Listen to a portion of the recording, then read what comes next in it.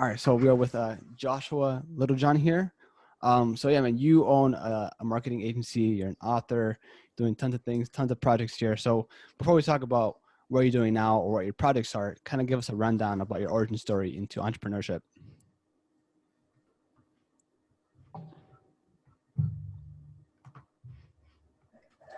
Okay, can you still hear me? Wait, did it just end? Yeah, our live did end. Oh, why is that? If you want, because we're having complications here, we can just go with the we can just go with the Zoom instead. All right, that sounds like a plan to me. Yeah, So, we'll all right, figure something. I wonder why that happened. I'll just have to That's unfortunate. get over here. There we go. Didn't say it was a connection issue, right? Anyways. No, just a live video ended. For the entire time, though, I wasn't seeing you. No, okay. It was probably, I Yeah. don't know. Anyways, we'll just pre-record here. That was our original plan, I think. All right, Yeah, man. sounds good. So yeah, let's just start from the get-go again. So let me know when you're ready. I'm ready. All right, cool. So we are with Joshua Littlejohn here. So you have your own marketing agency, your own agency, Norgress. You have your own book, doing tons of projects here. Your own book, by the way, is The Marketing Fallacy. I see in the back right there, nicely placed. So tell us about your origin story of how you got into entrepreneurship. All right, so I think entrepreneurship for me, it's just something that has always been around. I remember like at the age of 9, I started like a saving group, and basically I had my friends and family would pitch in money, and let's say an expense came up and someone was short on funds and they needed money, we would just loan like what's in that company, and then it would I call it a savings club, and yeah, and that would cover that expense, so the person would repay that loan, we'd save more into it, and we would just grow that fund. I also remember always making websites like for fictitious companies, so I would just go in, create a logo, create a website, just pretending that that this company existed, and yeah, and then I think somehow that transitioned over into my present years. Somehow I'd sort of forgotten about that though. I remember when I like first applied to college, I didn't even apply for business. I applied for IT. Only lasted a semester, and then somehow we're here with Norgress. So maybe, subconsciously or consciously, you're really passionate about business in sort of sense, right? So you Exactly. went to IT, I feel like a lot of people, it's in my school, like they went into computer science, computer engineering for the money, and they probably did end up liking it after school, right? And they probably had a different Exactly. passion altogether that they didn't even know about. So you, even though you were an entrepreneur since you were 9, creating websites for fictitious companies, I think that business sense was always inside of you, and it evolved over time, and you created your own business. Yeah, exactly. And here's the thing, like I think sometimes life sort of forces you to get off your path. Like you said, the money thing, that was it for me with IT. It was really just a thing of, okay, I'm probably going to be more likely to get a job. So it was security. And I Mm. went in, and like I said, I only lasted a semester. I didn't like it, and I dropped out. And within that period, so it was a fall semester. So I was home during the Christmas, not sure what I'm going to do. I was unemployed. I was out of school, and somehow a large technology company, they do tax software. They were doing remote operations in Canada. And the thing is, they were only hiring companies, so they weren't hiring individuals. And that's how the idea for Norgress presented itself. So I literally, going back to my 9-year-old self, I literally created a logo here, actually registered the company this time, so it's not fictitious, it's actually registered, Mm-hmm. but got it registered, created a website, and I pitched to them, and surprisingly I got the contract, and I was able to bring on other contractors under Norgress, and from that start, and that was back in 2017. So after dropping out of school and then not really sure what I'm going to do, somehow the idea just presented itself, and like I said, I really fell back on my 9-year-old self at that point. Yeah, that's a crazy turnaround. So you're saying, wait, what was the company that was looking for to sign out or to buy a business? What was It the, was into it. Okay, damn.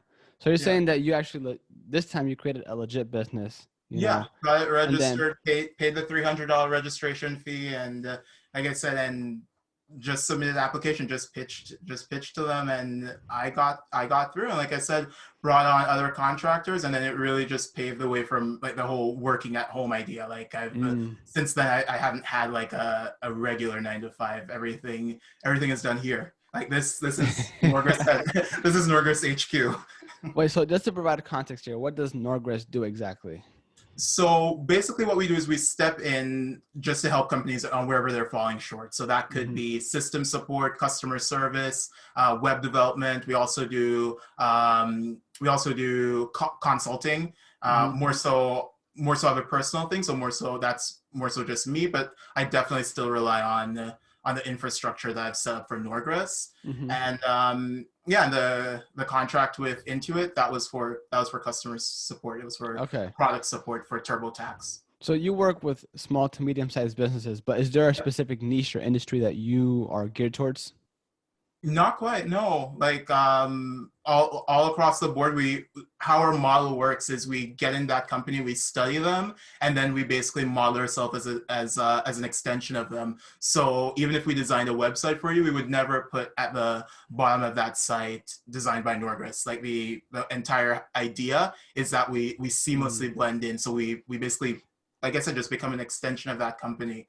So whatever industry they're in, like I said, it's our responsibility just to study it and contract who's needed to help them meet their goals. Okay. So in all your experiences with working with different businesses across different industries, what is one major problem or downfall that small to mid-sized businesses have? I think I think the main thing that I've seen is just not knowing their why.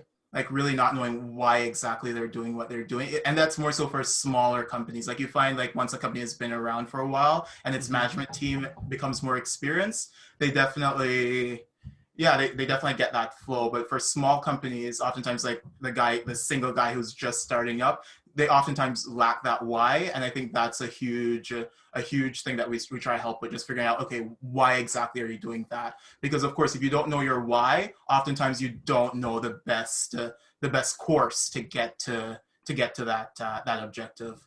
So do you think it's important for any business or even any entrepreneur to know exactly what they want, not in terms of financial goals, but in terms of their business, and then Exactly. reverse engineer from there?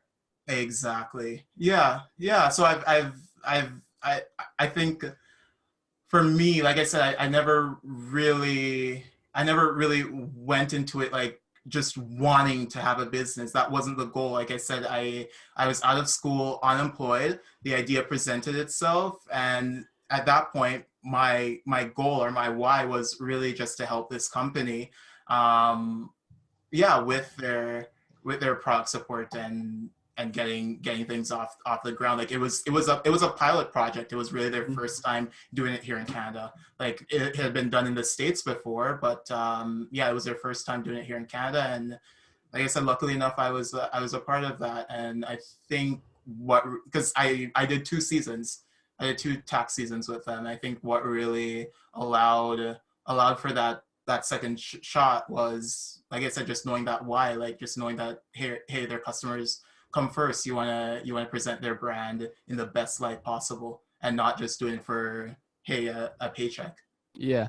Wait, so how did you know what to do next? So you got the contract, and of course you made the website, and then you have to hire contractors to do the job. Yeah. You know, I think there's a quote by like Richard Branson. He's like, if an opportunity presents itself, I know I'm butchering it, but basically it goes along the lines like if there's an opportunity that presents itself and you don't know what you're doing, just take it and learn along the way. Mm-hmm. Did you kind of, I mean, before having, you had prior experience making websites, but in terms of the logistics and having customer support and hiring people, getting contractors, did you kind of have experience in that sense as well? So I'll tell you with that, they took over there. My job was just to find the people, like Hmm. literally just find the people. They paid Norgress, and then Norgress's job was to pay these contractors. So they helped with onboarding. They helped with software, getting them trained on that, getting everything loaded onto their system. And literally, what I did was I just laid in the cut. I observed, and then that's how I was able to expand Norgress within that field. So once Mm, I started pitching to smaller companies within my local area, I was also able to name drop that, hey, we've worked with this large company before, and then I was able to implement what I saw them do. So for whatever company we work with, like in whatever industry, we literally observe. Like part of our job is really just to see, okay, what are they doing right, and how can we yeah. model that in the future. So really with TurboTax, I just had to find the people. They got them trained, they got them set up, and then my goal was to pay them. And like I said, it was pretty seamless. It was certainly advantageous. Now, I feel it can be a huge challenge, working with different businesses across different Yeah. industries and kind of deciphering or reverse engineering what they do. Now, how do you even assess that? Do you have a team or do you have a method of doing this sort of thing? Yeah, so definitely. So for I think my greatest support is definitely my family. I'm here right now. I'm down in the basement. My mom's outside. My mom has been a huge resource for me, really, in terms of just like proofing my ads. So I draft up an ad and I'm like, okay, mom, can you proof this? Then I put it out, and then there's a software called HireVue. So then with HireVue, I don't have to be interviewing everyone by myself. It Hmm. literally has them do their interview with an AI, and then my job is just to review that. And then once I've constructed that team, everything just flows there. Like I said, just observing these processes, documenting, and then once you've documented like what you've seen, you pass it on to people, have them document as well, and then they pass it on to other people who you bring on. And really it just flows. You sort of, like I said, the longer you're doing it is the gears just start turning. Like Mm. everything just starts to flow seamlessly.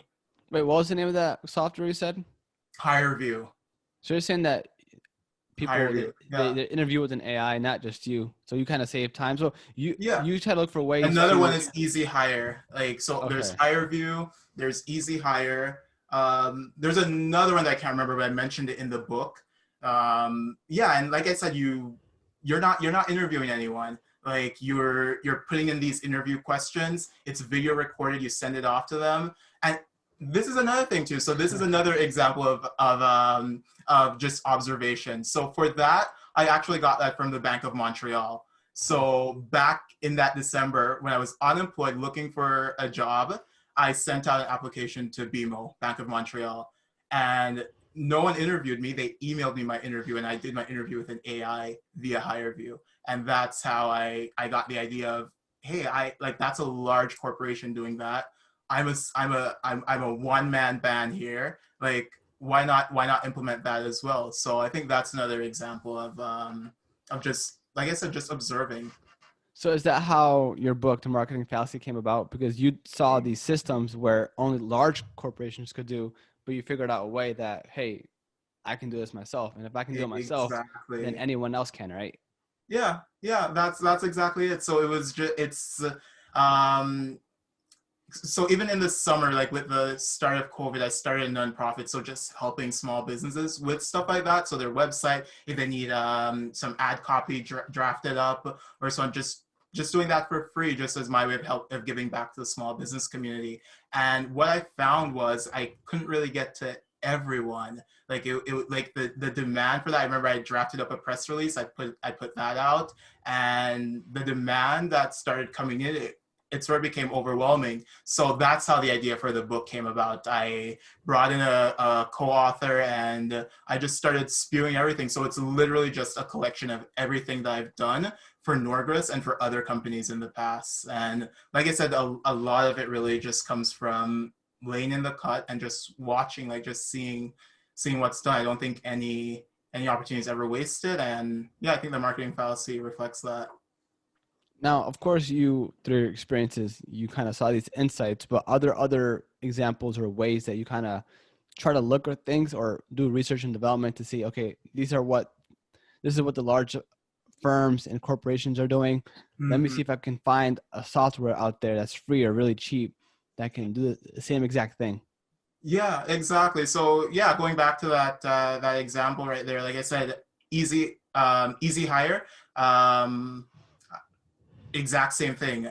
Mm-hmm. It's like HireVue, but much cheaper, much easier to use, and more geared towards small businesses. And I think what I do is um, I watch the big guys. So what I do is I make sure I'm subscribed to Bloomberg. I'm subscribed to CNBC Business. I've got all these like business related Mm-hmm. subscriptions, Forbes, and I read what the big guys are doing, and then like you said, reverse engineer. Okay, how can I apply that to a smaller company? Because really, it comes from the idea that we're in a changing world, and small businesses of yesterday aren't going to work today. Like, really, they're going to have to adapt. Like, people are used to the Amazon era where you go online, your card's already there. You just click that one click button, and then the order arrives like in a day or two. So really, small businesses are going to have to adapt. And I think the way to do that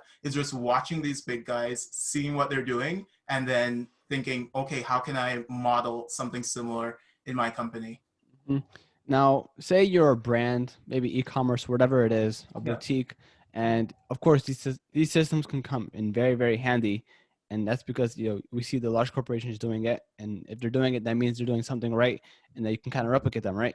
Point is, if if a small brand is doing this, how do you maintain the brand equity, or how do you maintain that culture and not have things way too automated, if that makes sense? Absolutely. Put people first. Really, that's the best thing I can think of. Put people first. Like, like I think you have to view automation as a tool and Mm-hmm. not a replacement. Like Okay. it shouldn't be there to replace anyone. Like for me, I've never hired. I'm literally the only employee in my company. I've never hired anyone. Everyone has been a subcontractor. Like they're contractors, so I hire them as I hire them as their own entity. Like Mm-hmm. really, they're just getting money from me. They're not on my like they're not on my payroll. Like I'm the Yeah. only person who's on payroll in this company. And I think for me, when I decided to implement the AI interview system, I didn't do it as a thought of oh, that's a great way to not hire a hiring manager. I just couldn't afford a hiring manager. Mm-hmm. So really, like, put people first. Like, if your company is at a position where you can hire people, do hire people. Like, certainly put people first, and that's how you maintain your culture. Mm-hmm. So you probably save like a lot of these businesses a lot of money because, of course, hiring someone else for the business, you know, either it's a 30 or 40K, 50K salary. If you have a system Yeah. where it's just like plug and chug, then you save them like tons of money, right? Yeah, That's the whole because idea of it. yeah, even myself, like I've got contracts of outside of Norgress with some pretty like credible companies. Like I've got an HR firm based in Montreal that I work with. Like I said, not under my company, but just me as a solo guy. And like I said, just from observing, you're gonna hear that word a lot. Like Mm-hmm. I realize like it's a mutually beneficial setup. Like if they were to hire someone to do what I'm doing rather than just contract me, Yeah. they would be paying a lot more. So yeah, the entire idea of contracting is certainly um, appealing to businesses. Okay. And I think it's also appealing to contractors because of the freedom that it allows you, like the ability to set your own hours and not be and work from home and not be tied down and so on. So it's really just a mutual exchange. So, how does your business model look like? Do you say when you talk to the business owner, do you tell them this is how much money you're going to save rather than this is how much money you're going to make?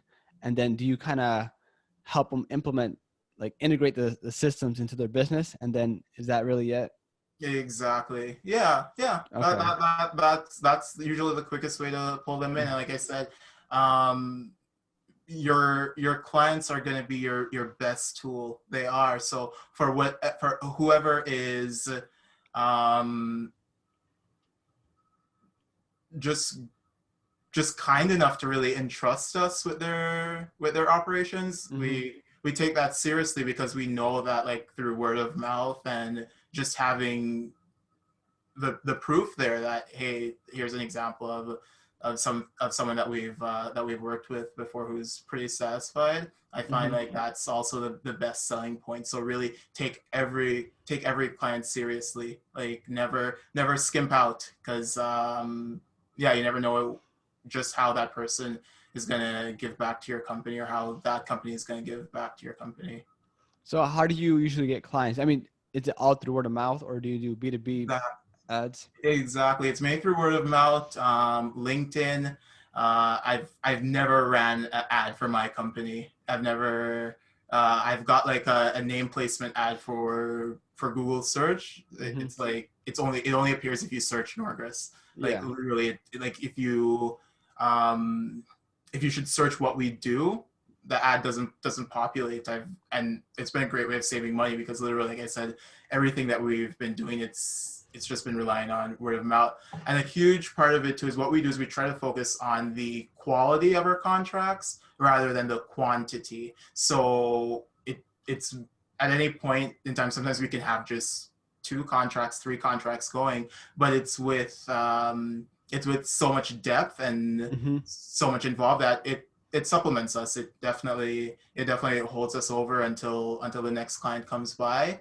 And I think too, like the small business, like one of the best decisions I could have made was deciding to venture into the small business market because there's so much demand for what Norgress offers in the small business industry. Like the large guys, like I said, they're mainly doing it just to save money, but the smaller companies, oftentimes they're coming to us because they don't know what to do. Like, Yeah.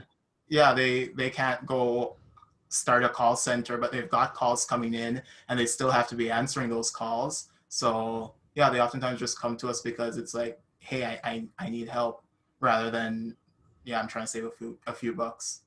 So what other services do you implement to help businesses, save money? So for example, I think uh, you can have your own free 1-800 number through Google. And of course, if someone's not on the line, there's an operator there telling you what to do, right? Or kind of guiding the conversation there.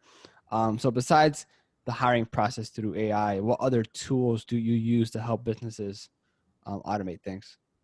So a great resource I think is KBs. So that's something that's oftentimes overlooked, and also virtual agents. So just implementing a knowledge panel. So this is even something that I discussed in the book. So for small businesses, write down the questions that you're asked for every question that you're asked while dealing with a customer for if it's even a month, so 30 days, just write down every single question, keep writing it down. And then once you've got that list, highlight the questions that appear multiple times, and those are your FAQs. And once you've got that, put it into a KB system. There's help desk. Um, that's the only one I can think of right now. But there's so many of them. I think Com 100 is another one. Put it into a KB software, put it into a knowledge base software, and then have your customers use that. It's like if you're trying to get through to PayPal, for example, you go through so much before you're able to get to an actual customer because what they're trying to do is they're trying to instill into their customers the ability of helping themselves. It's faster, it's saving them money, and I think that's certainly an avenue that most small businesses don't look into. Like I said, it's mainly large companies that you see with knowledge base a knowledge base. So um, definitely knowledge base. And like I said, virtual agents as well. There's so many tools that allow you to create a virtual agent. And once again, it just pulls off that FAQ system. So Mm-hmm. customer types in a request, looks through your FAQs, then spits a response to them. And and if a response isn't there, then it puts you through to a real person. So those are two avenues. Like I said, small businesses don't explore, and it's just in your face and a great like tool to save funds. Do you think even right now or some point in the future that a lot of businesses are going to be run by just a handful of employees instead of a whole team? That we're seeing this trend where with all these tools, especially with AI, Yeah. you don't need additional people in your office or additional hires. You can just use these tools instead, and you can literally just scale yourself with these tools. Yeah, unfortunately, it's scary. I think it like the way to avoid that is, like I said, putting people first, like Mm-hmm. not just using this as a replacement, but rather a tool for your customers, a tool for your existing workforce. But unfortunately, Yeah, that's just me that's being being real. You're just being real at the end of the day. It's the way it is. yeah, but that a part of it is just really me being sort of optimistic because the fact of the matter is a lot of companies they just won't think of it that way. They're not gonna see it as oh a tool to supplement my workforce. Like that's me hoping that that people in our industry and in the business world have a heart, which we don't always do. It's a business, and if you can find a way to get over it, Mm-hmm. people are gonna get over it. So unfortunately, yes, I think we are, especially for jobs in customer service and jobs that aren't um, highly technical. I think yeah, we're definitely gonna see cases where layoffs are gonna happen and Yeah, new jobs come about though. Yeah. technology is going to take the place, so it's unfortunate, but yeah, I sadly do see that. Now, out of curiosity, because you're a one-man band here, why Yeah, didn't you name Norgress or after you? No, because I feel when I talk to other people who are in a marketing space or SMMA, they kind of have their own agency named after them because they tell me this, like people rather talk to an actual person rather than a logo, right? And they yeah. feel that if they speak to the owner or the face of the business, people can have a better bond, and because you have a better bond, you have more trust, and with that more trust, you can it leads to business, right? Just out of curiosity here, why didn't you name like your business after your name, and instead of you name Because it it was never Norgress? about me. It was never Okay. about me. I never wanted it to be about me. I wanted it. I I literally wanted it to be about my customers, Mm, really. So, and how the name Norgress came about, I actually stole a piece of the word Northern and a piece of the word progress. I thought being a Canadian-based startup was an emblem of pride for me. So I went with the Northern because we're the true North. So it's like, yeah, I got the Nor part from that, from the word Norgress. I'm sorry, from the word Northern, and then the Gress part from the word progress. So that was it. It was really just Northern progress, like progress for companies based here mhm. and companies deciding to implement their operations here. And then in terms of the face thing or having the owner be present, I think I'm very much present. Like if you Google Norgress, like towards the side, my name appears there. Mhm. It's like CEO Joshua Littlejohn since Yeah. 2017. Like it's there. I've definitely been super. I've definitely been super present. Like if you call like my toll free number, sure you're gonna get a contractor, someone who's answering phones for not only Norvis but for other companies as well. Hmm. You're not gonna get me if you call our number, but I've never had a client who I've never spoken to. Like we're not at that stage. I mean, Yeah. hopefully one day we'll get there, but we're not at the stage where I have people where I'm working with people I don't know about. Like everyone speaks to me, everyone goes through me, everyone that contracts with us, they know me.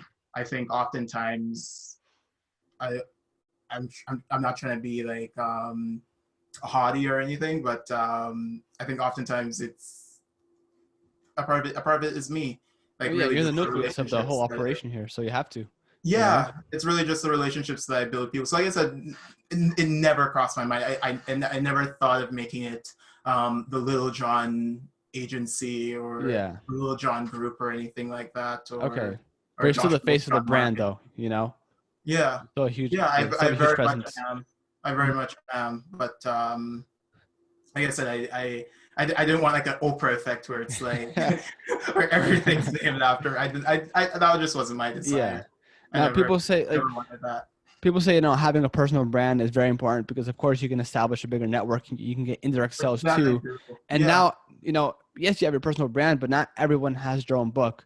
Um, yeah. how has your book helped in getting more leads? Tying it into the company. So what I did was I structured it as a imprint. I Mm-hmm. never like even though it's self-published, I literally got an imprint registered for Norgress. Like you do it through Libraries and Archives Canada. It's free, and you've got access to their ISBN database, so you can like submit ISBNs and everything. So Mm-hmm. literally, I got an imprint registered. So if you like look at the back of the book, it literally says I even got like a logo design for it here. It Oh literally snap! says, there you go. It literally says like Norgress Books at the back. So that was the main part. Norgress is referenced multiple times in this book. It was really a marketing tool for Norgress. So more so than myself, it like I said, that was the goal, just to get people to Norgress. So I sort of incorporated aspects of a personal brand with yeah, with the company. So like I said, Norgress is scattered all out. Like if you search the publisher on the book, it says, yeah, it says Norgress Books. Wait, where did you publish it? You said? So I self-published. No, yeah, but did you use a tool? Because I mean, I spoke to one other entrepreneur and he said like I told him, dude, how hard is it to publish a book? Because It's from my not I hard. heard it's like really hard. But he said like, yo, dude, on Amazon you can self-publish a Yes. book. I was like, what, on Amazon, really? I was like, there's Yes. no way, and Yeah. it was Yeah, hard to that's good. believe. I had no idea because when you speak to like OG authors, like older people, it's almost impossible for them to publish a book. But I guess, I Mhm. mean, I had no idea that it was that easy or a lot easier to publish something through Amazon. Of course, you get a cut, but you can do it through them. There's Amazon, there's Ingram Spark. I also have a like a chapter in the book dedicated to doing that. So how a small business can have their owner or any key person in the company write a book. Like literally just write a book. It gives you so much talking points, because like literally even the questions that you've been asking me right now, Mm-hmm. I'm just thinking about, okay, what did I write? What did I write in this chapter? And I'm able to answer it. Like everything I'm just supplying from the book. So that's the thing. It gives you so many talking points if you should ever like have an interview or a public speaking occasion or something. Your book is going to be a resource for you.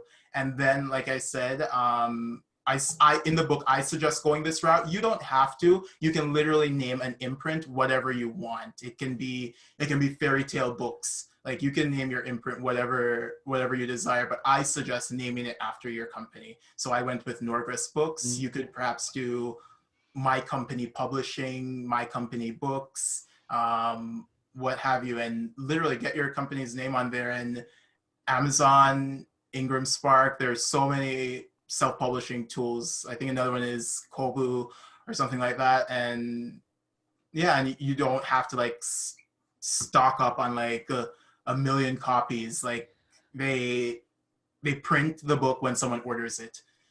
So that's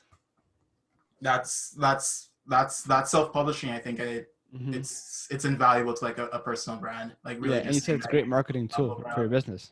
Exactly, because anyone who reads it, they'll know about Norris. Like I said, it's scattered throughout. I literally did the book in 3 months. Oh wow.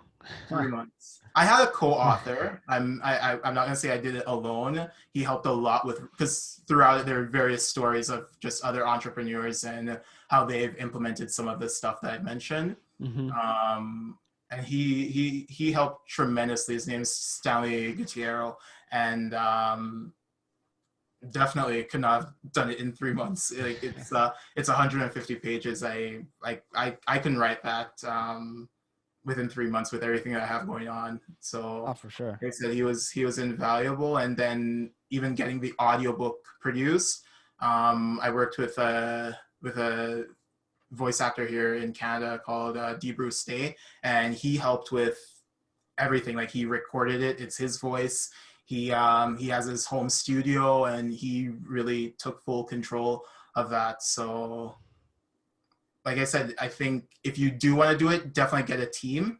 That's another thing too. Hiring editors, like don't proofread it yourself. If you're anything like me, don't proofread it yourself. Get editors. And once again, mom was an invaluable resource for me. Like she did her degree in English literature. So yeah, she was pretty helpful as well on the editing. So make sure you've got a team. Don't tackle it solo, but yeah, you can definitely get done. And at the end of the day, it's going to be one of the best assets that you've got. Yeah, I think for any entrepreneur or small business owner listening to this, I feel that yeah, this could be a great marketing tool uh, for your business, right? And have you gotten any call-ups or invites to talk at conferences or virtual meetups ever since? It's been mainly podcasts. I've also and there's something odd too, where for some reason um I'm not American. I can't vote there. I don't know why, but for some reason I'm on this Democrat group club, and so I've gotten an invite to for a virtual conference regarding Huh. um the That's like pretty during the unique. time of the election, like for Democrats. So I ignored it. I'm like, I'm not a Democrat. And then I've gotten a few podcast Okay. interviews, so requests. So I will say though, like for all the requests I got, your show really spoke to me. I think you're doing a good thing here, and I'm sure myself and all the other young entrepreneurs that you've interviewed, we're pretty much um, early members to what I think can be something great. So Oh yeah, I really do appreciate that. And it's really yeah, cool talking to you because like I said, like literally this is something completely brand new. I mean, I've heard of automation before, but not at this level where, small businesses and mid-sized businesses can really replicate what large corporations are it's doing. sure. And it goes to show the fact that, you know, not only that, but you can start a business with little to no money. And of course you add on five these hundred tools that dollars you're, for yeah. Norgress. $500, hmm And literally. then now you add on these tools and you can literally act like a large corporation. And that's what your book is all about. Yeah, And it's just crazy. Like if you have the idea alone with you taking action with these tools around you, I think anything is possible. yeah, As cheesy as it sounds, absolutely. it really is with the tools. He's got to know. You just got to know. And I think it's crazy that you can literally type up any question on Google and you'll find an answer there. And even then, if you have the answer, you still got to take these actions. So even if you have all these resources, even if it's easy to create a business, there's a lot of competition. And of course, you have to really take action because now there's a lot of players in the game, a lot of entrepreneurs with these same sort of tools. And of course, since we're all on the same playing field here, it's all about taking that initiative. Yeah. That's hmm Now, besides automating and creating systems around businesses, Mhm. what about yourself? What do you do to kind of automate your day? So, for example, do you use, Google Home or Amazon or Alexa or any other tools that help you automate or go along your day? The secret is a VA. Yeah. So a VA, yeah, a virtual assistant. Um, yeah, my VA is based in the Philippines, and definitely an invaluable resource. And once again, it sort of goes back to that point of putting people first. I Mhm. didn't I didn't want to rely so much for my personal life. I didn't want to rely so much on automation. So of course I still use like calendars and stuff like that. But a VA, yeah, a VA is like the best one of the best tools I can think of. And of course, I'm not his only client. Like he's Mhm. working with other people. So even though when you think of it like what you're paying a virtual assistant might not seem um, as if it can be like viable income. Mm-hmm. It actually is from what I've heard, because when you look at like their economy, oftentimes the the dollar is valued more. Oh Like I yeah, said, of course. they're working multiple jobs, and really you're helping to supplement someone's income. So for any entrepreneur, I say a VA, it doesn't matter how young you are, how old you are. It just look at your workflow. Just see, are you so busy to the point where you want to pull out your hair? And if the answer is yes, then get a VA. Mm-hmm. So where do you mainly focus on with all your time-saving tools here?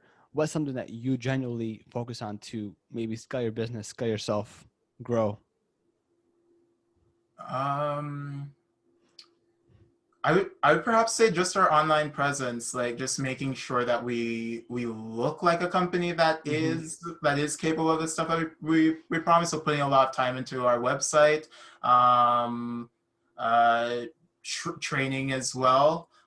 Really just the image, just the company image. I think that's where I've dedicated a lot of my time. Mm-hmm. Um, yeah, I think that's where most of my focus has been, just really presenting the company as a company that can offer Yeah. what we claim to offer. Now, what's your ambition for the next coming years, or your ultimate ambition for Norgress, if you have one, or as an entrepreneur, like you want to create more businesses? Right, yeah, yeah, good question. So I think for Norgress, I want us to help as many businesses as possible.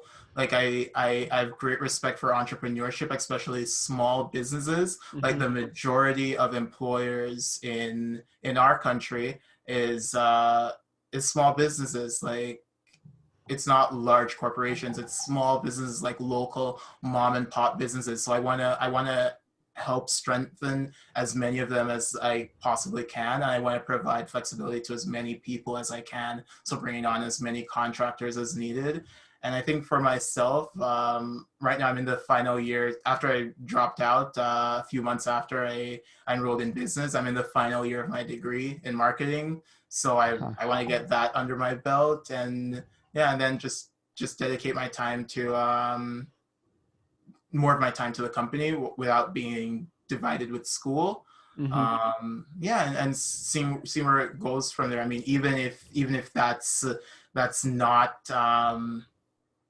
something that happens, I think I've put so much effort into myself. I really do the work with myself. So even if Norgress does not accomplish what I want Norgress to, I know that I'll still accomplish what I want to. Mm-hmm. And one final question out of curiosity here. Does it sometimes feel lonely to work by yourself, to be the one man band? Yes. Yeah. Yeah. Absolutely. Absolutely. Which is why, like I said, just put people first. So if you can, just have conversations with others. Because I feel like what I envy with companies who have like partners and so on, because literally it's just me. Like my parents are directors on the company, but I just brought them on for the legalities of it. Yeah. But really it's just me. I think what I envy with the companies who are started with like a partner as opposed to a a solo band, it's really just that camaraderie and the ability to bounce ideas off each other, and where I'm weak, you can pick up. I think I definitely would desire to have that, but Mm-hmm. for now that's not the case. There's also the inverse of that, where you could have a partner who is literally hell to work with, Okay. and and yeah, they make your life a living nightmare. So I still fall back in the gratitude that yeah, it might just be me, but hey, Mm. I still got like contractors who I speak to every now and then. Like I said, my mom's workstation's just across the hall from me, so it's always like popping over to mom, and yeah, and that's it. So like I said, does get lonely, but I still find some way to appreciate Of the other course. aspects that I have. I Yeah. think there's no one right way of doing things. It's all about what works best for you. Because I've heard stories where, best friends are literally working at this new business idea. They're best friends, and you know, before the business even started, before they made an LLC, they didn't really format the paperwork. And then once money started pouring in, when things got real, unfortunately, you know, they're Yeah, suing each that's other left and right. And that's what but money does to you, unfortunately. But if you're working by yourself or you're working with VAs, where you're just the nucleus of everything, operating everything, you don't really have to worry about that stuff, right? yeah, It's all about perspective, I absolutely. think. I guess I don't want it to I don't want it to be the case forever because I do want to create something that goes beyond me. I want to create Mm-hmm. something that's still here even after I'm gone. And of course, with the current setup, if God forbid I pass away, Norgress is done. Sure, my parents are there, but my parents don't understand the runnings of it really. Mm-hmm. Um, so I do want to create something that can go on beyond me, and for that you're gonna need a partner. You're gonna need partners. But I think I've definitely just like getting it incorporated and bringing on my family as directors. I've definitely created a structure where should it become that big where I need partners, I've got some cushioning. I think I don't Mm-hmm. think I don't think anyone will be coming for my throat really like Yeah. what you just outlined. No, yeah, I mean, and then anything can happen. You might change your mind. You might stick to it, or you might hire someone else, depending Mhm. on what's best for you. Like I said, there's no one right answer in running a business. I think there's many solutions, and it's all up to what you think is best, right? Yeah. So, Joshua, I don't want to take too much of your time here. It was a pleasure. If people want Absolutely. to find you, hit you up, read your book, where can they find that? JoshuaLejohn.com. So just head to my website. Everything's there. My social media is there. My links to purchase the book is there. And if you want to reach out to me, my phone number and email address is there as well. So JoshuaLejohn.com. Dope. So I'll put that in the show links. If anyone wants to click on that, they can go to your site, social media, and of course, the link to the book as well. All right, Andres. Joshua, It was a pleasure. You take care and keep always, doing what man. you're doing. Thank you. I appreciate it.